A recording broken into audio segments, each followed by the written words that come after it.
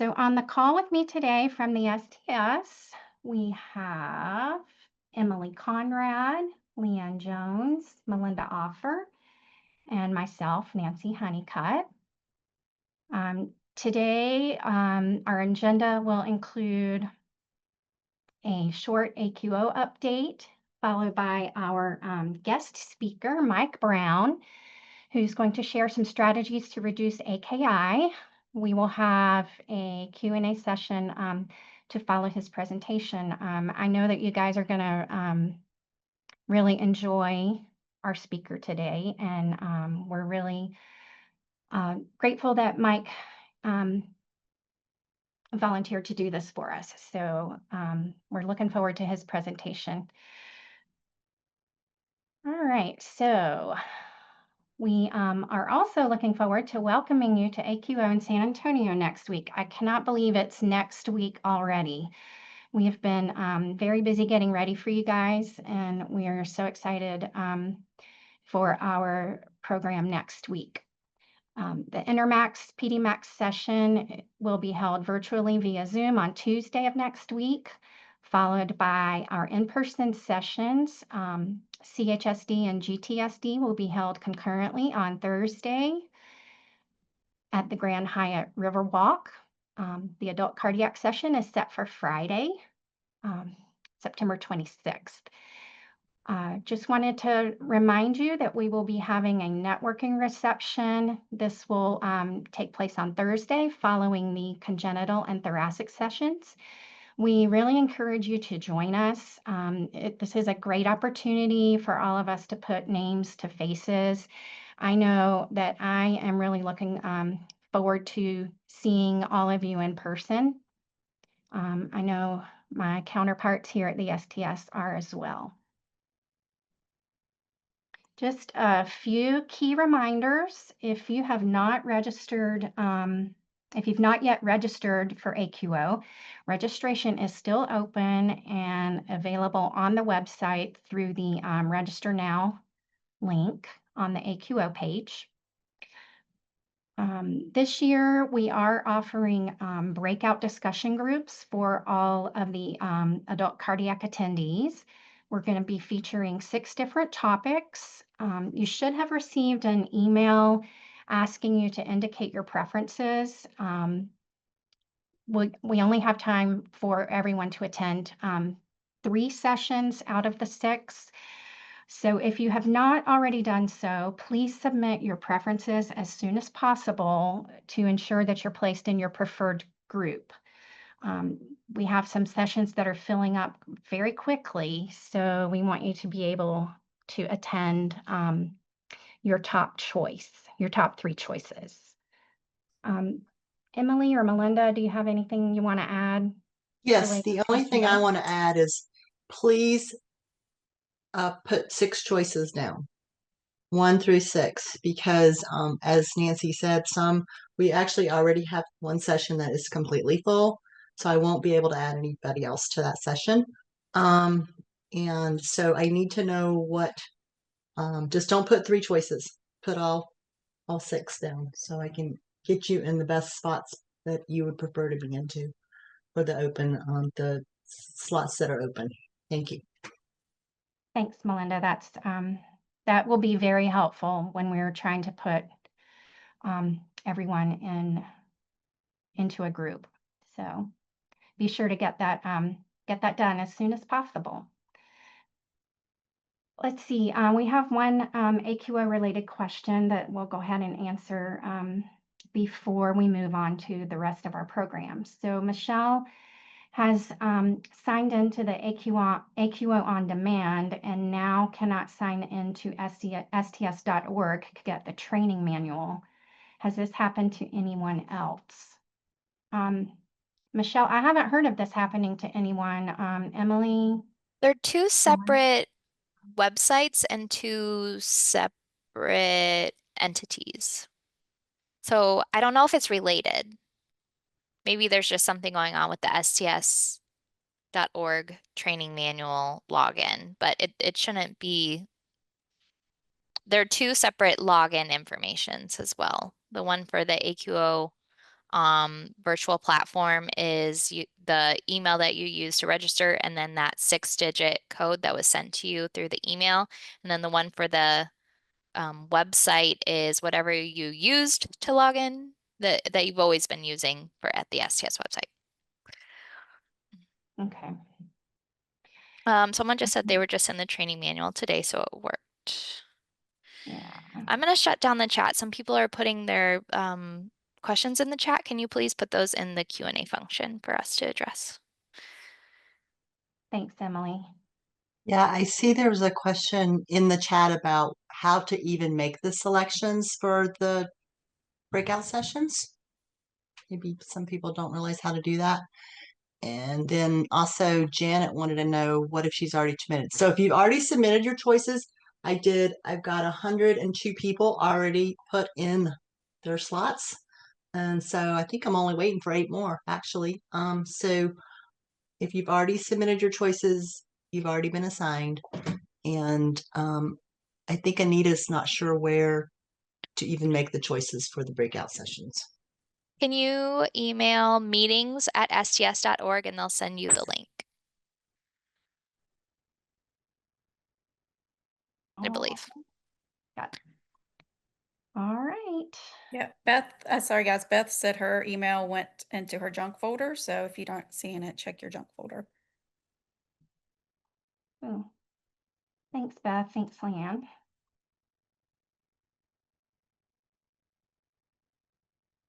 Michelle's getting an error message that states unhandled exception. Well,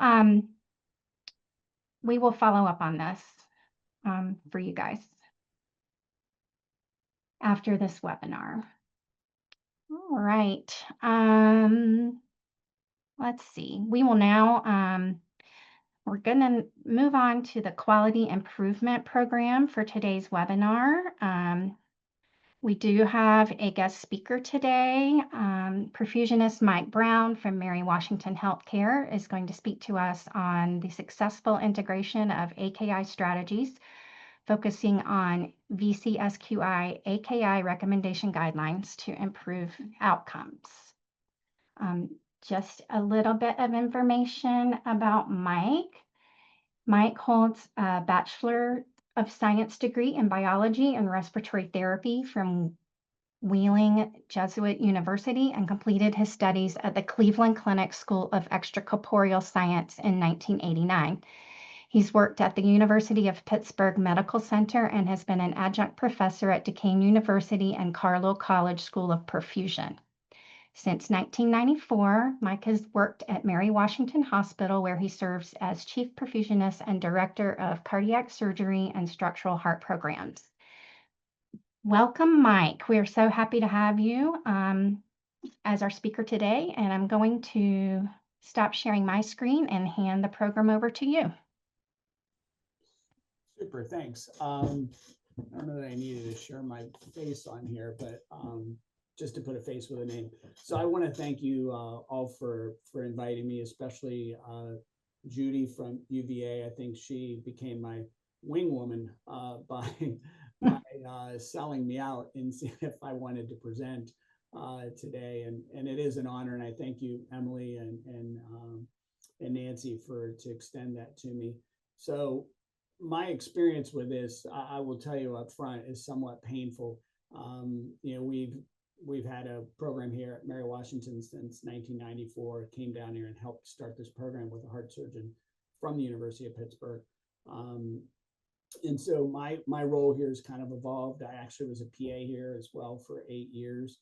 And that gave me a different experience as well as perfusion, and also did a fair bit of research back in Pittsburgh and education. And so I guess all those things prepared me for something that I really wasn't interested in taking on. But in 2010, 2011, I became the program administrator for cardiac surgery, and then developed structural heart here in 2015, 2016, and took that over. And then within the last couple of years, really started to get involved with registry work. I've always overseen the CV surgery and structural heart registry since I took over my leadership role, but I've actually really developed a passion for centralizing all of our registries within our cardiac services service line. So that's been a big project for me in the last 2 years. As our registry folks have been kind of spread all over our health system and different cost centers, and I just think it's eliminated the opportunities for collaboration that I think are critical to quality improvement. And so I have a special place in my heart for data managers. I have at varying times have supported the cardiac surgery registry with data entry, as well as the oversight, obviously.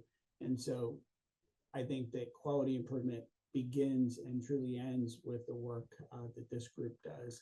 And so I have a special place in my heart for that, because without, I think, accurate data and data integrity, you really don't know how well you're performing as a program. And so I've got amazing abstractors, and my CV surgery abstractor, she has done an amazing job.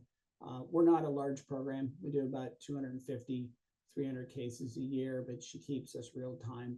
And we meet each month and we look over all the things that I think, all the programs across the country, I'm sure, look at from, the cases from that month, and looking at complications and mortality and opportunities for improvement, to order set changes and protocols and failure to rescue and all the things, all reviewing all your quality outcomes and KPIs. But this was really, this is kind of challenging for me to show you this data, because it does expose, over time, I think you become very consistent in your work if you're measuring it on a regular basis. But we had a period just prior to COVID and then during COVID where we had a large turnover in staff, and it became very challenging. And the challenges of just being able to do cases during COVID, but also the challenges of integrating,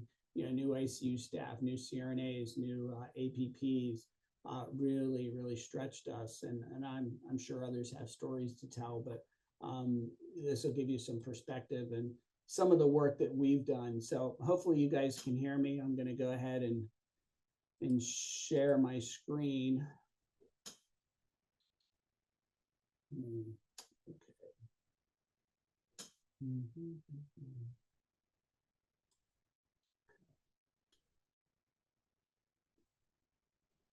I'm assuming you guys can see this. Is that correct?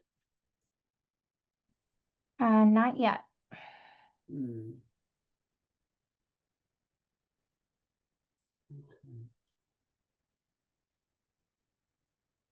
Okay, how about now?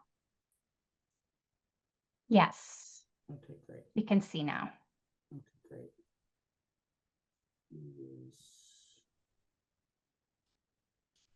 Okay, so I think I'll skip this slide because I kind of gave you probably more information you need to know. But this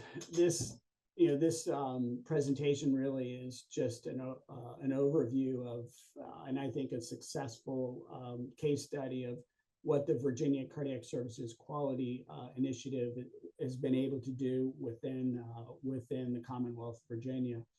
And we looked at AKI because programs were struggling across across Virginia with acute renal failure, and we looked at tackling acute renal failure with a different strategy. I know STS came out with its best practice recommendations, but we integrated cardiology within VCSQI about 5 to 6 years ago.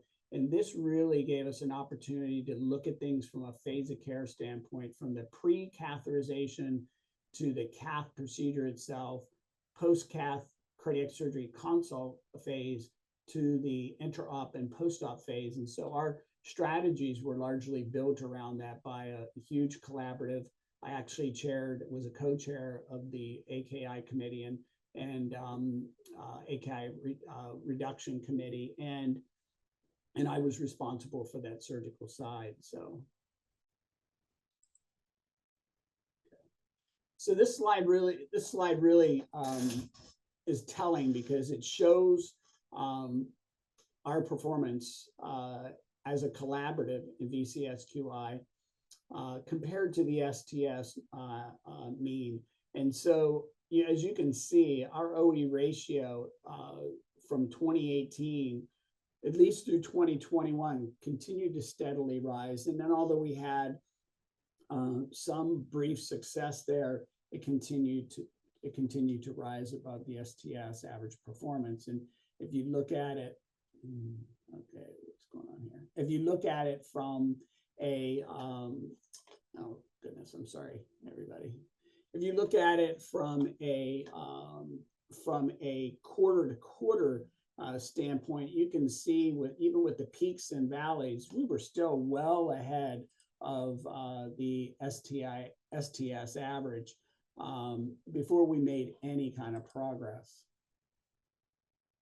And so this was the AKI work group that VCSQI put together. I mentioned I was a co-champion along with my counterpart on the cardiology side, and we had physician leadership as well as senior administrators, other clinicians like APPs and perfusionists. We had our quality team on there with data managers. Everybody was really contributing to this work group, and it was such a huge effort. We worked on it for probably a better part of about 18 months, trying to put together what we felt would provide some meaningful recommendations for programs in the state of Virginia. As a program, we knew we had an issue before this committee even convened. And so we had put a few things in place that to address AKI, acute renal failure. As I mentioned, our quality committee meets monthly, and we spend 90 minutes looking at data. And it's for a small facility, we have roughly probably 60 to 70 people that attend our meeting from all facets of departments that interface with us. And as I mentioned, we had already begun analyzing our data and making changes. And like many of you who are all familiar with quality improvement, it forced us to really ask the difficult questions. What are we currently doing right, and what are we doing wrong? And what does our performance in some of these key contributing indicators look like? And we really started to tackle the low-hanging fruit. I think that's something that I've always focused on because it gives you confidence for your whole team to kind of that you're moving in the right direction. And I think that was a good approach for us. It may not be for others. And then we started to tackle things like blood conservation. And the question that we had to ask ourselves is, did we go too far? Because we were very proud of our blood conservation program. We were doing A&M, we do retrograde autologous priming. We had an intraoperative fluid resuscitation strategy and guidelines for our anesthesiologists and our perfusion team. We had adopted transfusion triggers in 2010 and built those into our order sets postoperatively. And then the other challenges we were up against is when we did make some changes, how do we integrate this during COVID and post-COVID? Because we, as I mentioned, like many of you, if not all of you, we had a lot of change in staff and travelers. We had to restructure the way we do orientation and re-educate staff. We were turning over our ICU in a matter of months, if not sooner, just seeing people come in and out the door, coming off their contracts. One of the easiest things or I guess one of the most simple things that we identified as a problem was hyperglycemia. And it seems so simple. I think a lot of people, they associate hyperglycemia with infection and mediastinitis. And while that's very, very true, the effect on hyperglycemia when you couple that with anesthesia, general anesthesia in particular, you get a lot of bad things happening at the cellular level. You get this activation and production of inflammatory cytokines that changes the vascular permeability in the kidneys. And I think that's the first start. but you get this oxidative stress and you get arousal activation. And when that happens, you get this massive inflammatory response in the kidneys that if it isn't addressed, it actually can lead to fibrosis. But in that immediate phase, intra and post-operatively, that's when we see that patient who goes from a baseline creatinine of 1 to the next day their creatinine's 2, and the next day it's 2.5, and then it's 2.7, and then you're every 8 hours you're checking into Epic to see where it's going to. And so hyperglycemia does have a huge role in it, and it could be more relevant in this slide. This was a slide that VCSQI, our administrator, put together for me, but this isn't our performance. This is the entire collaborative. But as you can see, if you use 180 as your target intraoperatively, if you're super aggressive, and there's plenty of papers that show that, if you're super aggressive with tight blood sugar control, you're going to have some bad things happen. And that's obvious on the far left. You can see that the OE ratio for renal failure is 1.25 when you get too aggressive. But in general, if you try to keep your blood sugar less than 180, your OE ratio is reasonable. You're around 1, which is expected. But as you begin to get above 200, you can see the relationship between renal failure and hyperglycemia. And so that was low-hanging fruit for us. We were doing a reasonable job for a number of years. And then in 2018, going into 2019, we lost probably 2/3 of our advanced practitioners. Some of them went to other departments. Another one went to structural heart. And we brought in some very talented folks, but they weren't familiar with cardiac surgery. And or some of them were ICU nurses, critical care nurses that just really needed to get that experience so that they could soar. And that's what really happened, but we paid a price for that. You can see that our blood sugar over the course of that time period, 2019 to 2021, was consistently over 200 despite efforts to change our protocol and get traction. Same way with our CRNAs in the OR. We had lost some of the most senior CRNAs during that time period, especially leading up to and during COVID. Probably about 60% of our CRNAs who had 20, 25 years of experience exclusively working the OR, they transitioned to jobs I think that were a little bit more feasible with in managing during COVID with their kids and just their life and also work. And we had made some changes, but again, education and getting consistency took time. We didn't really start seeing the benefit of that until 2022. And I'm very proud of the team since 2024, the beginning of 2024 to present. Our mean peak blood sugar has been around 165, which I think is outstanding.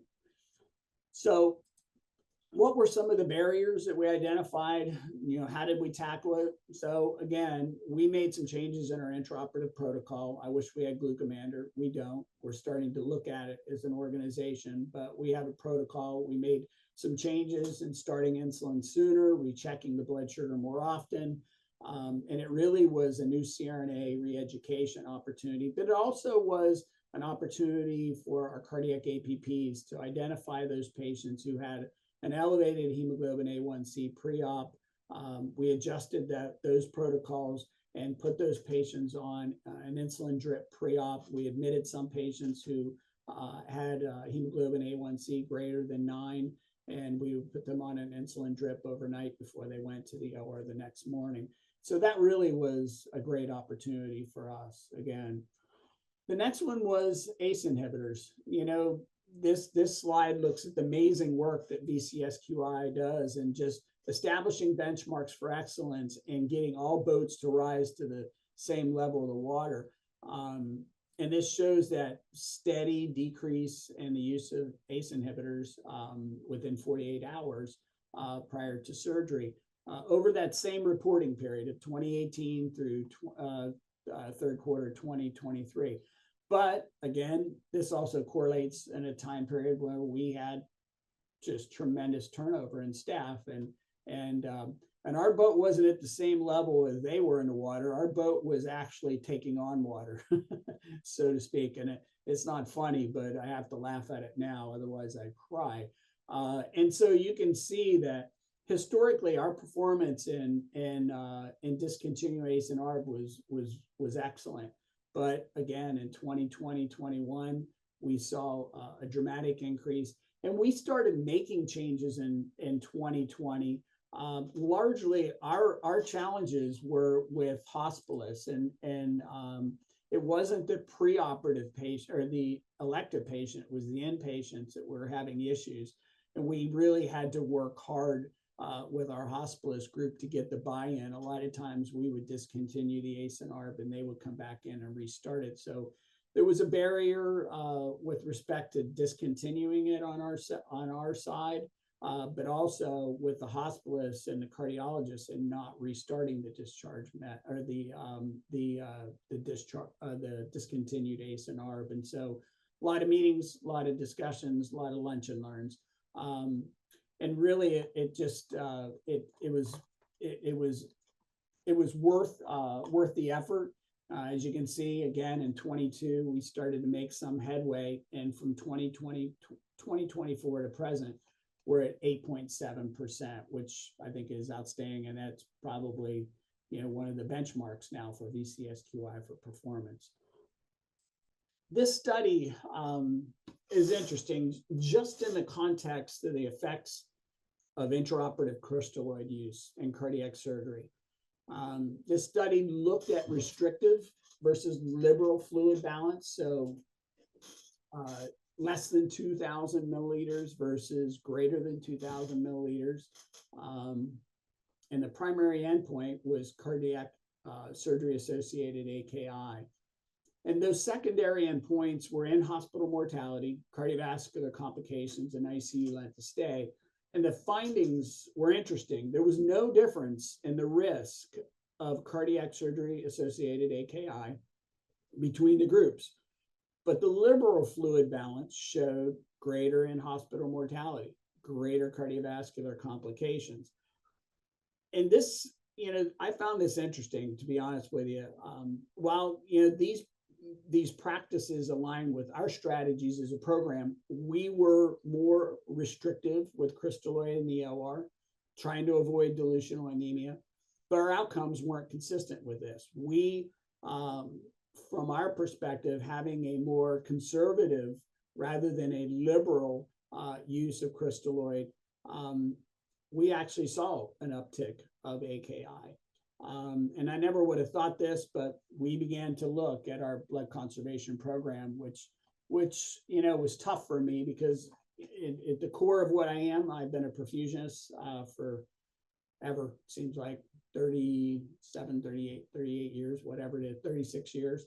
And it made us ask the question, did we go too far with blood conservation?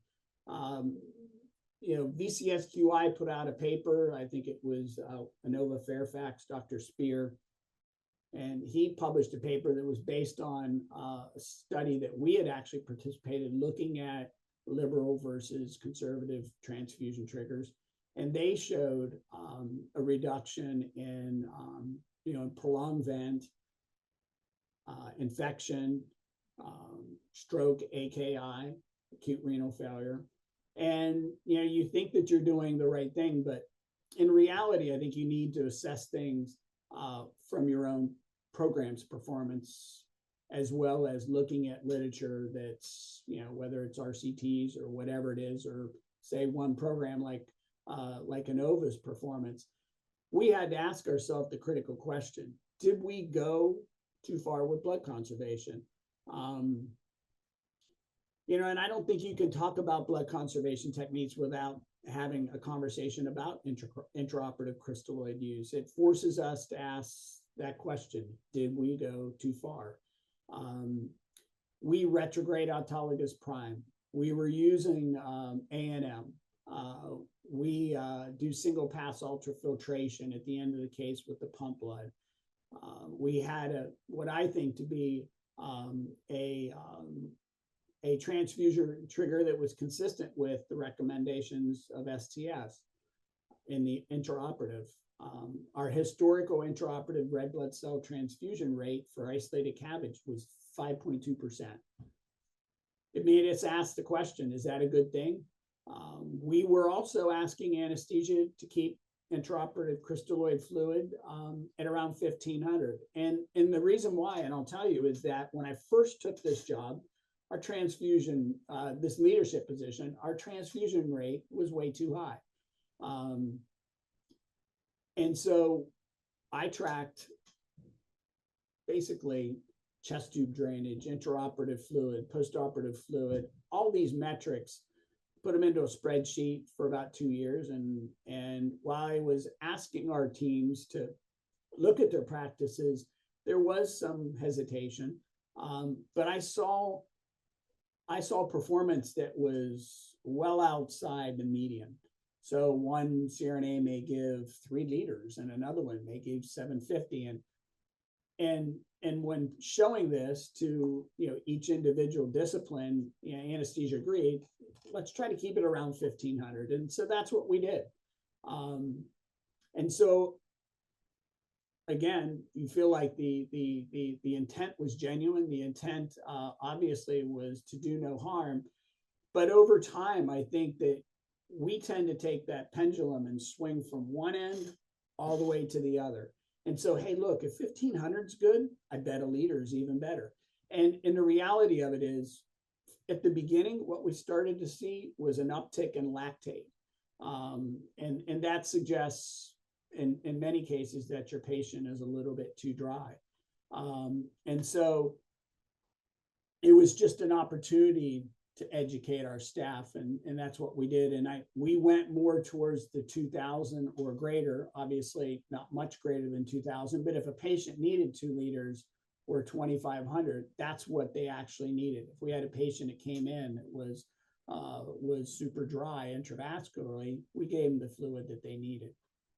And I think that it's a good, I guess, a good lesson for all of us. If you have a patient who's sitting on the floor for 4 days before they go to the OR, there's a way of calculating fluid loss. Patients typically don't drink as much fluid in the hospital as they would when they're at home.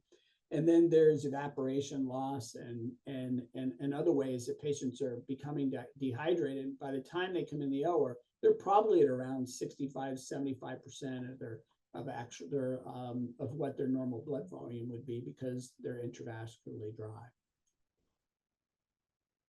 This study, I don't want to go too far into these 2 papers, but they both demonstrated a link with preoperative anemia, intraoperative hemoglobin, and AKI.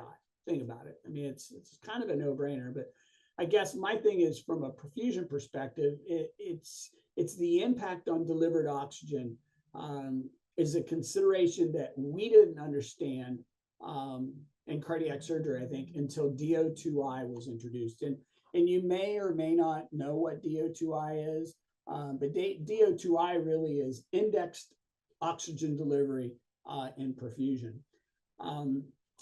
I'll take a quick step back, and I'm going to show you this slide. But this slide looks at patients with a preoperative hemoglobin less than 10 versus patients with a preoperative hemoglobin greater than 10.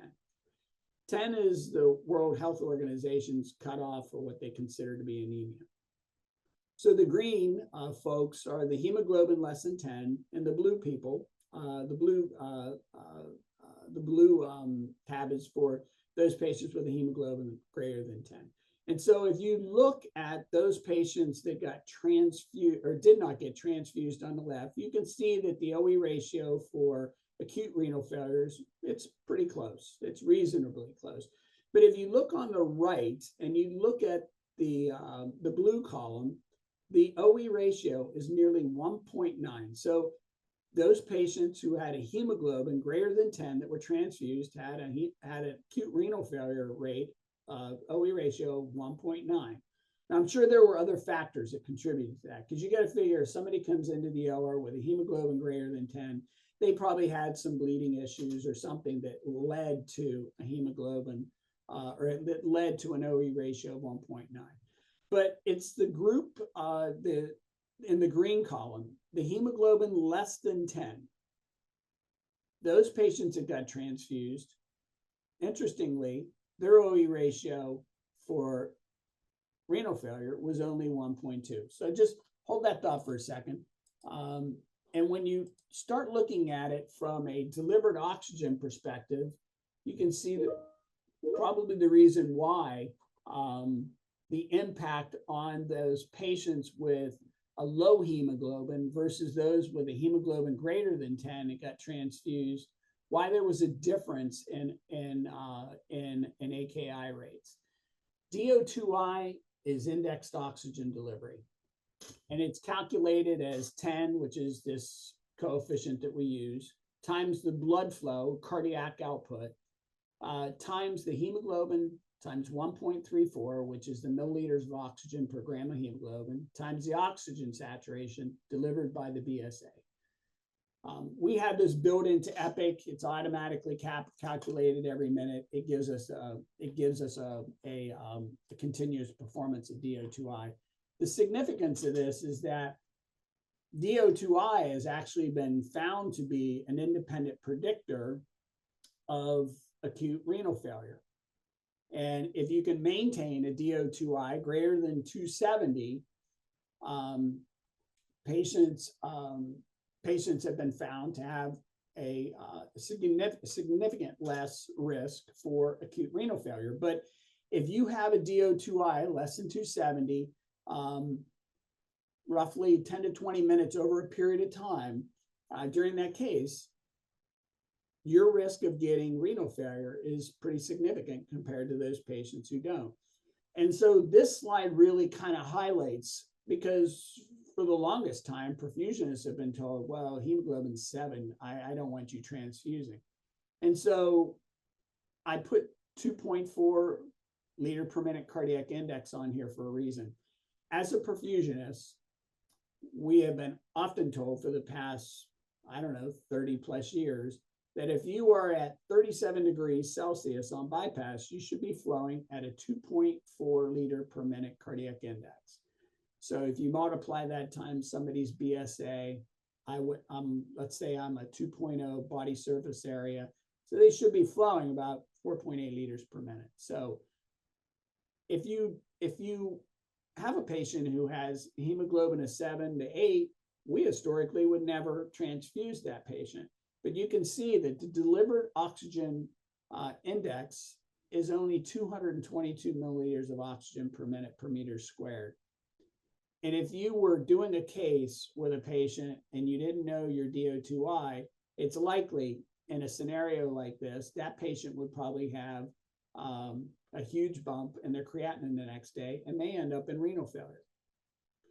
But if you had a patient with a hemoglobin of 10 or greater, or if you transfused that patient, gave them a unit of blood or 2 and got their hemoglobin to 10, and you were flowing at that same rate, that same cardiac index, your DO2I is going to be 315, which is significantly better or greater than that target of 270. And so the reason why I bring this up is I think is crucial. And looking back at that patient population, Q4 2018 through the first quarter of 2022, with post-op acute renal failure, 33% of these are our patient population. This isn't VCSQI. This is our facilities demographics. 33% of those patients had a pre-op hemoglobin less than 10 grams. 60% of those patients had a normal preoperative creatinine. 7.1 grams was the average low intraoperative hemoglobin in that population. So you see where I'm going. Only 30% of them were transfused. We were very conservative. And so most perfusionists, if you have a hemoglobin of 7, many of their surgeons are going to say, I don't want you to transfuse. This patient's young. This patient hasn't got blood. This patient doesn't need blood. But if you manage it using perfusion techniques that that we've used historically prior to DO2I, you never would have transfused that patient, because it's likely at an index of 2.4, your mixed venous oxygen saturation, which is an indicator of perfusion in the tissues, was probably adequate. It was probably 70, 75, 80%. That's what we historically would see as perfusionists. But if you were measuring the DO2I, it probably was 220 or 240. And that certainly is not adequate perfusion to that patient. And so we made some changes in our practices. And as a result, unfortunately, our intraoperative red blood cell transfusion rate increased from 5.2% historical to about 8.5%. Now, 50% of the patients with an intraoperative hemoglobin less than 8 grams were transfused based on the DO2I. And our observation in our new population showed that in that patient population who was at risk, the less than 10 grams group, we had 0 acute renal failure in that anemia transfused population. So that's, it was tough for me to see, because we've been preached to by the literature that said that, blood transfusion is bad. Blood transfusion, it causes renal failure. It causes a whole host of things. You get 2 units of blood. It's been shown in 10 years, it reduces survival rate in some studies, by a couple years. And so nobody wants to give blood.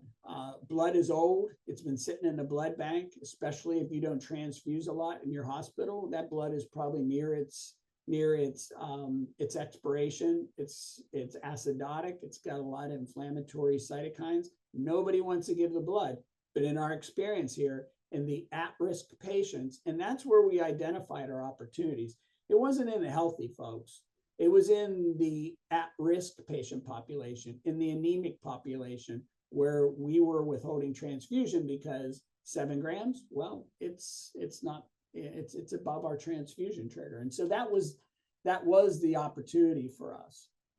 And so this kind of summarizes our perfusion management, past and present. Historically, again, this is very similar to other programs across the country. If we were at normothermia, meaning at 37 degrees Celsius, we would have a cardiac index at 2.4.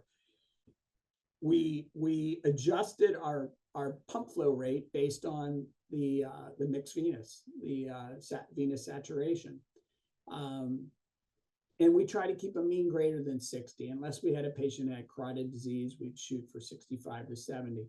But our current strategies changed. We went to and adopted goal-directed perfusion management.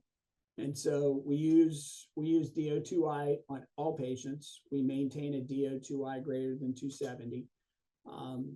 And we maintain an arterial perfusion blood temp less than 36.9 and a mean blood pressure greater than 65 on all patients.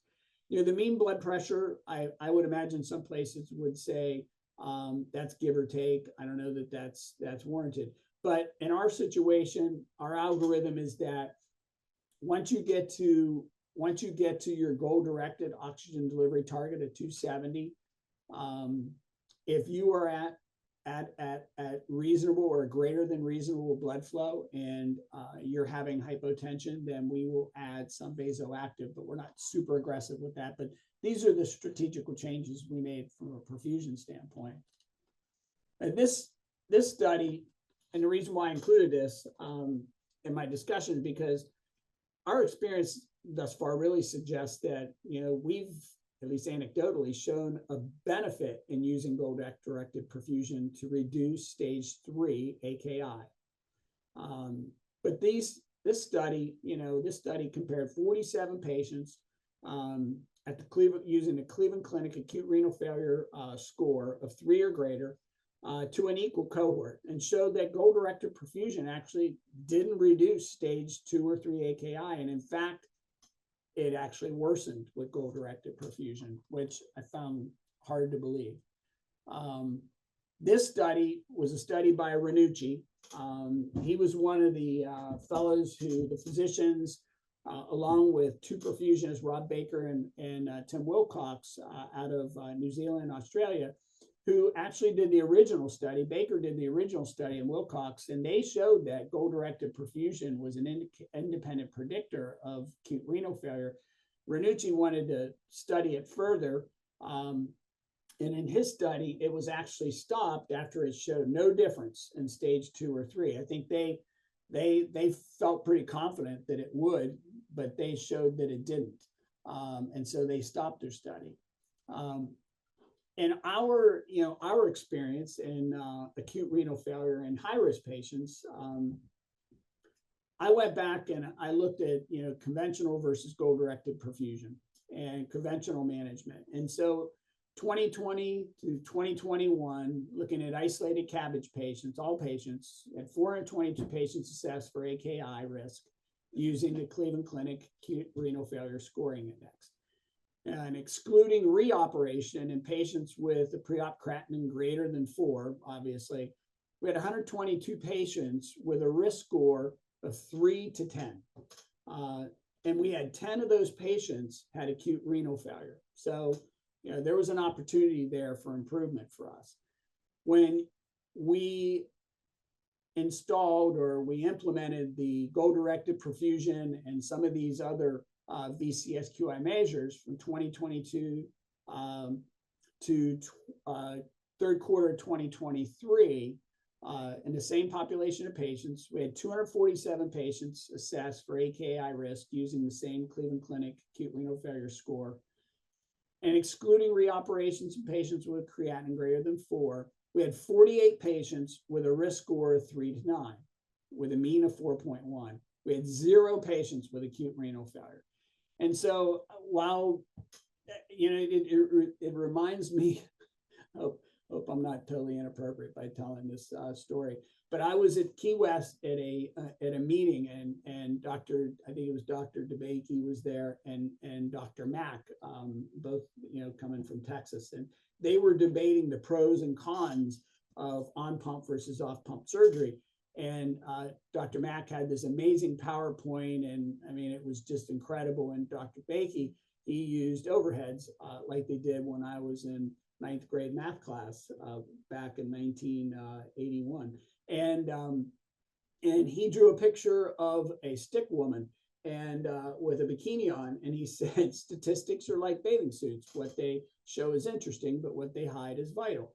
And I think when you look at a lot of these studies that come out, you have to look at things through a different lens at times. I think we often jump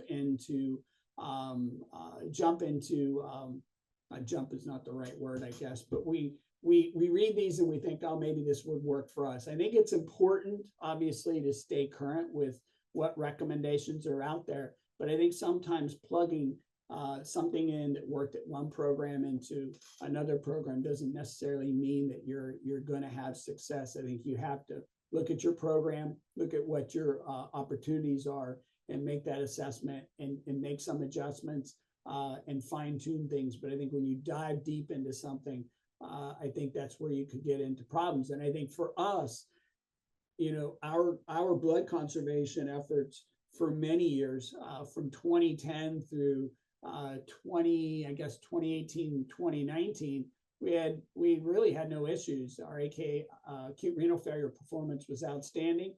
Just to give you some context, we were an IBM Watson top 50 hospital. We were, based on the statistics, meeting with their statistic team, we were the second highest performing program of the top 50, and those hospitals were categorized as non-academic centers. And so we had achieved, we were achieving at a high level, but in 2019, that's when we started to see that shift. So I think part of it is that pendulum swinging from the far left over to the far right, or far right to the far left. Don't want to be political, but I think that's critical, and it required it forced us to ask that question: were we being too aggressive? And so I hate to make this totally about perfusion, but I think it begs a question: how much value can your perfusion team bring to your program? We officially began tracking goal-directed perfusion in July of 22, and I share our performance with our perfusion team all the time. We discuss our strategies and opportunities to improve. It's not used punitively. We use it as an opportunity to learn from each other. I've got some really great case studies where we had patients who had a preoperative creatinine of 3.1, EF at 25%, and we used goal-directed perfusion, and we avoided acute renal failure. That's hard to do with a baseline creatinine, preoperative creatinine of 3, but I have a number of examples like that where historically those patients probably would have been acute renal failure for us. But you can see, I mean, we've had some considerable improvement in the key areas. And I think DO2I, blood temp management, and blood pressure control were part of it. But this is a collaborative effort. It really is a collaborative effort. And when you look back, it's just the whole experience that we had in taking the VCSQI recommendations. It was that glucose management. It was discontinuing those nephrotoxic medications. We also got nephrology involved in patients who had a low GFR or a new post-cap AKI. We, as I mentioned, we revised and expanded our protocol for discontinuing nephrotoxic meds. We changed our MPO status. So clear liquids, we give clear liquids up until 2 hours before general anesthesia. The goal-directed perfusion initiative, obviously, and revising the glucose management protocol. The other part of it was just moving towards the middle as far as crystalloid management in the operating room. We switched, instead of using LR and normal saline in the ICU, we switched to Normasol or Plasma-Lyte as our fluid for resuscitation. And that less conservative transfusion trigger, sure. We've moved from 5.5 historical for isolated CABG, and we're sitting around 11%, but it's tolerable. We looked at our postoperative fluid resuscitation in addition to our intraoperative and how we manage vasoactive medications postoperatively, and we implemented the hemisphere, which is kind of a flow track on steroids for those of you who are not familiar with it. But we use the hemisphere to help us with our goal-directed post-op fluid, which is kind of consistent with the recommendations from KDIGO. And so those are some of the things we did. We've had dramatic improvement, and I'm proud to say we've been able to sustain it. But again, I think the basic tenets of just attacking the low-hanging fruit with blood sugar control in the OR, discontinuing the nephrotoxic meds, not being afraid to transfuse in high-risk patients, getting that goal-directed perfusion installed, and being able to generate reports and compare that to outcomes has been invaluable. We've seen a respectable decline in postoperative transfusion, and I think that's largely because we've become more balanced with our fluid resuscitation, and we've had a 72% reduction in isolated CABG AKI. I think in the last this year we've had one patient with acute renal failure. So our OE ratio, I think, is somewhere around 0.52. And so, and the bonus out of all this, and I think it's something that we didn't anticipate, I don't really want to jinx myself, but in the ISO CABG group, we haven't had a stroke since 2023. And I do think that these efforts, these elements that we put into place, I think that has, dramatically contributed to the stroke. Our stroke rate wasn't high before, but like everybody has opportunities for improvement. And that was one that we had. And we saw stroke kind of behind, just not behind, but we saw a trend upward in stroke. At the same time, we saw a trend upward in acute renal failure, but it wasn't as significant. But it was a change in comparison to previous outcomes. I also will say, for those of you who are probably sitting back there saying, I wonder what else changed. Not much changed. We don't have a lot of turnover in perfusionists. We had a lot of turnover in CRNAs and APPs and ICU nurses, but we had no turnover in surgeons. Our surgical staff was pretty consistent. And so those were some of the things that I think are the bones of the program. But again, I think the impact of, of transitional staff was really, that was really tough on us as a program. So I just, I want to thank you guys for your time, and that's all for my story. I think I've been talking way too long as it is, but I'm very much open to questions, and let me see how I can stop sharing my screen here. All right, Mike, that was fantastic. I feel like I learned so much from you today. I had not been as familiar with the DO2I, so that was interesting. This was fabulous. And judging from all of the emojis here we're getting, I think the data managers enjoyed it as well. Well, I hope so. It's tough sticking your dirty laundry out on the clothesline. I don't think too many people dry their clothes in the backyard, but this is kin to that. And so I love to share what we do, good and bad, because I think everybody can learn from it. And I think that is probably the essence of VCSQI. For those of you in states that aren't familiar, our collaborative's been around for almost 30 years, and we have data abstractors and physicians and administrators and other clinicians that get together, and we have monthly quality meetings. We have quarterly meetings, and as a large group, and it really, I think it's strengthened the programs in the state of Virginia, and it's a great repository for data as well as getting feedback and support. So I give them a lot of credit for the improvements that we've made. All right. Thank you. We do have a few questions. Sure. Did you review all of the evidence you presented, or was that a team effort? I'm sorry, did I what? Did you review all the evidence, or was that a team effort? Well, I'm not sure I'm totally following the question. Is I do a lot of the reporting from the registry. So we use ARMIS, it's our third party software that we use, and so I do run reports from there. My data analyst, she helps with that as well, and she also manages the TVT registry. So she does all the reporting for me for TVT, but it really was a collaborative work. I will say that I get reports from individual units. So I get reports from our ICU nurses, as well as from our step down, that send me a report monthly of the work that they're doing. And some of that was related to AKI.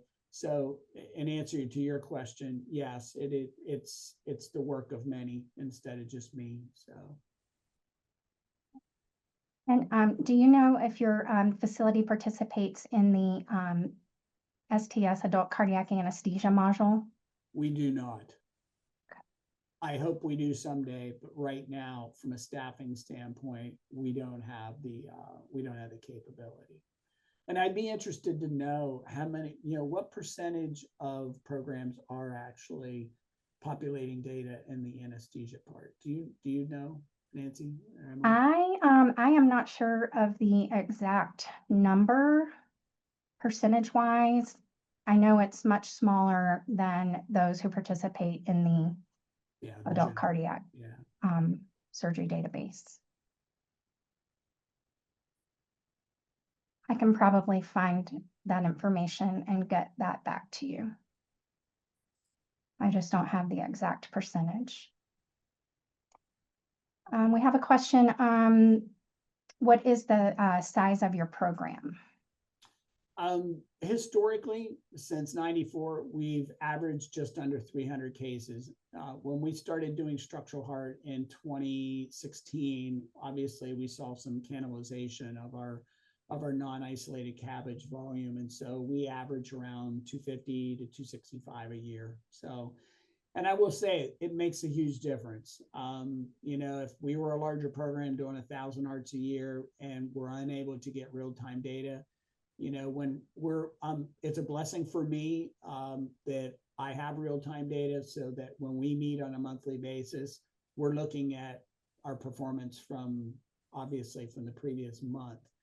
And I think that allows you to address issues much quicker, much more quickly, and kind of get your boat steered back into the right direction, as opposed to historically, prior to me being in this position, we were not real time. We were probably 3 or 4 months behind. And so when we had quality meetings, you know, we were looking at issues from, you know, 4 or 5 months ago.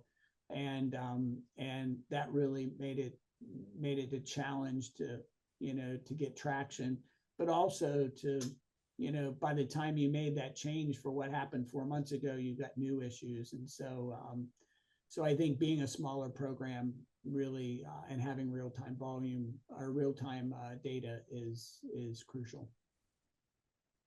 Exactly. Has your team considered using renal biomarkers preoperatively? We did. And there were a couple other programs in VCSQI that did. And just in discussing with them, they did not, I guess they didn't feel like they got a lot from it. You know, we looked at that. We looked at the device that actually measures your urine. You know, I'm trying to remember. I think it's called Accurant or something like that. But it helps to track your urine output and real time. And you know, we didn't try that either. We had demos of those devices, but you know, I think the one thing that we felt like the opportunity was for us was not necessarily with the renal biomarkers or you know the Akron, was actually with the hemisphere. The hemisphere is, you know, is this hemodynamic monitor that gives you what's called an HPI predictor. And so when the blood pressure gets to a certain point, actually not the blood pressure, but when certain parameters are recognized by the device, it can actually anticipate hypotension within 5 minutes of it occurring. And so I think that was critical, because one of the things that we did notice is that hypotension postoperatively was actually contributing also to acute renal failure or acute kidney injury. And so we've used the hemisphere, which is made by Edwards Life Sciences. We've used the hemisphere as a predictive tool to reduce the incidence of hypotension, which I think has also been critical in reducing stroke, especially in those patients with known carotid disease, as a way to adjust our inotropes, our vasoactives, versus giving fluid, because that device will tell you if your stroke volume is low and you need volume versus whether your contractility is poor versus whether you're vasodilated or two of the three or all three. So it kind of, if you follow the algorithm, it tells you what you need to do. And I think in some cases where when you've got some hypotension and you give a fluid bolus in the ICU and you see the pressure go up and then it goes right back down, some people are quick to reach for vasoactives. And in fact, they probably just need more fluid.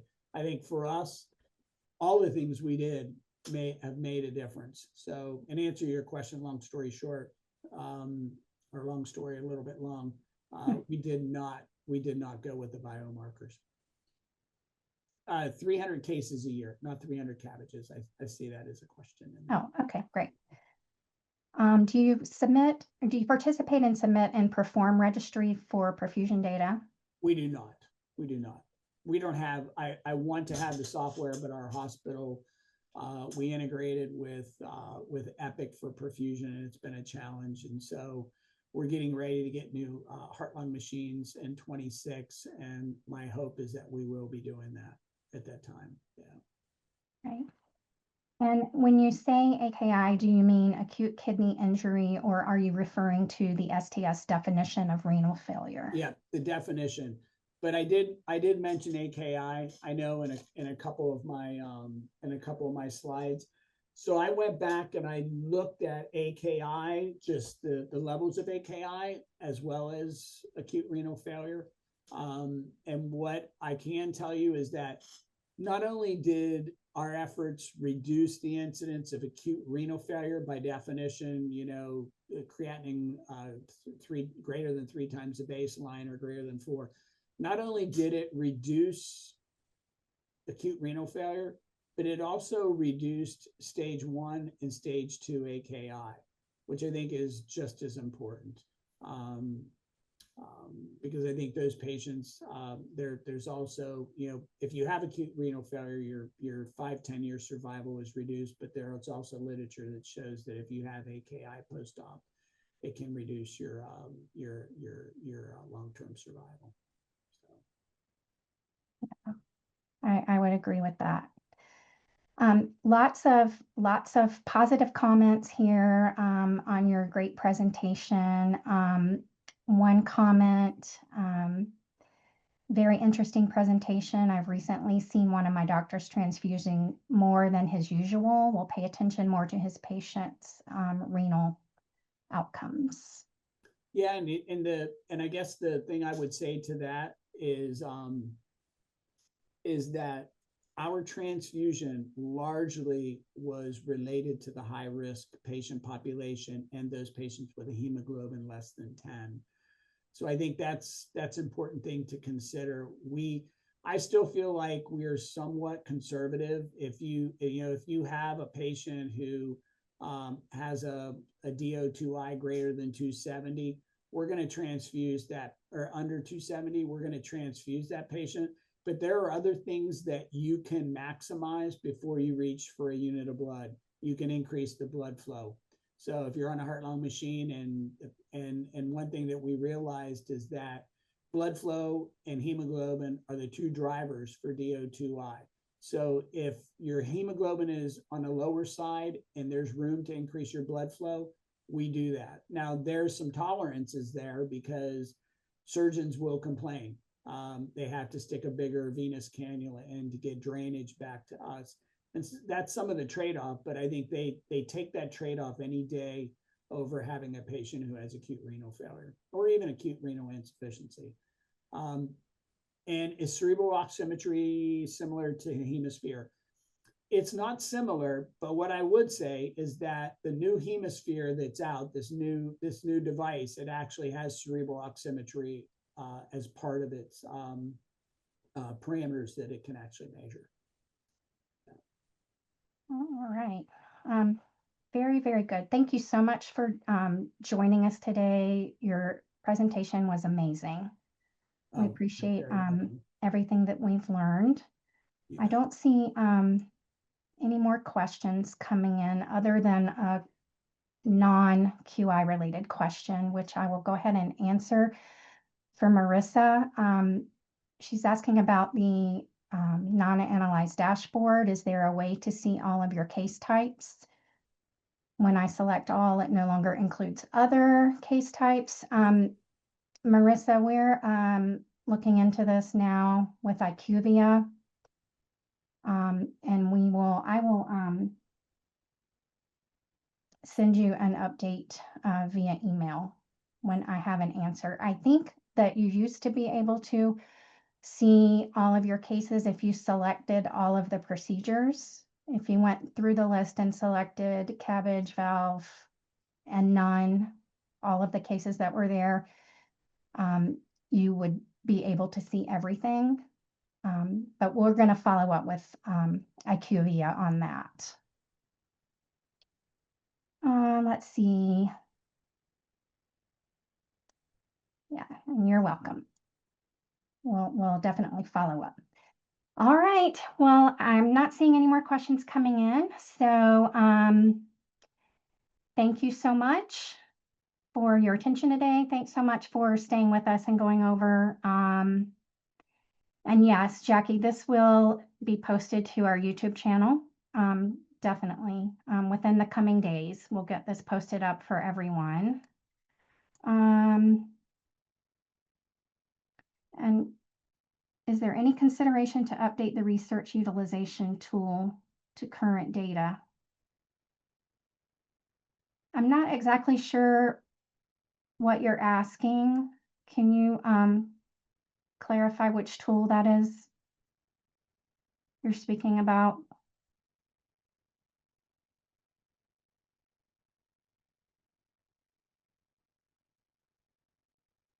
Melinda, are you familiar with the research utilization tool?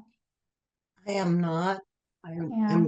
I'm just wondering if she's maybe talking about the data collection form. I don't know. Maybe. Glace, if you want to send me an email at nhoneycut@sts.org, I can answer that offline. Yes, the YouTube video includes the Q&A. All right. Everybody have a great rest of your afternoon. Thank you so much for joining.